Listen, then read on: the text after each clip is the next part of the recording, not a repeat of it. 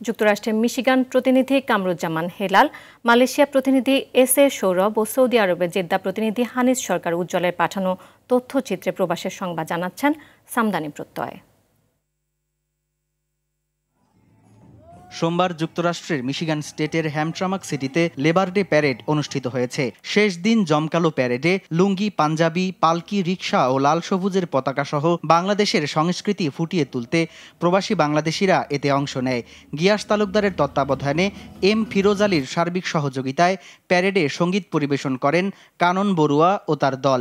এ সময় উপস্থিত ছিলেন হ্যামট্রামেক সিটির কাউন্সিলর মুহিত মাহমুদ, রেজাউল চৌধুরী, এমডি ফিরোজ সহ কমিউনিটির সদস্যরা। মালয়েশিয়ায় নিও অ্যালুমিনিয়াম ও নিও এসএস পাইপের ডিলার কনফারেন্স অনুষ্ঠিত হয়েছে। রাজধানী কুয়ালালামপুরে আয়োজিত এ কনফারেন্সে প্রধান অতিথি ছিলেন কোম্পানির চেয়ারম্যান রফিকুল ইসলাম। এ সময় বক্তব্য রাখেন মোহাম্মদ ফারুক আহমেদ, শাখওয়াত হোসেন রাসেল, আলাউদ্দিন খান। এ সময় 7 জন ডিলারকে কোম্পানির পক্ষ থেকে পুরস্কার প্রদান করা হয়। অনুষ্ঠানে ইউনিক ব্যান্ড মালয়েশিয়া সঙ্গীত পরিবেশন করে।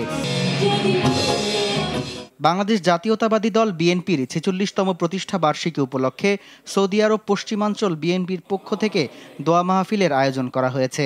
আহমেদ আলী মুকিবের সভাপতিত্বে মীর মনিরুজ্জামানের সঞ্চালনায় এ সময় উপস্থিত ছিলেন আব্দুল মান্নান, রেফায়েতুল্লাহ চৌধুরী কিসমত, প্রকৌশলী নুরুল আমিন, শেখ মুস্তাক আহমেদ, মহিন চৌধুরী, টিপু সুলতান, শফিক আহমেদ, আলমগীর হোসেন, আমিনুল ইসলাম, সোলাইমান হক ভুট্টো, মাওলানা আসাদ উদ্দিন, ইকবাল প্রধান, তরিকুল ইসলাম সেন্টু, মনোয়ার, আমজাদ হোসেন সহ অনেকে।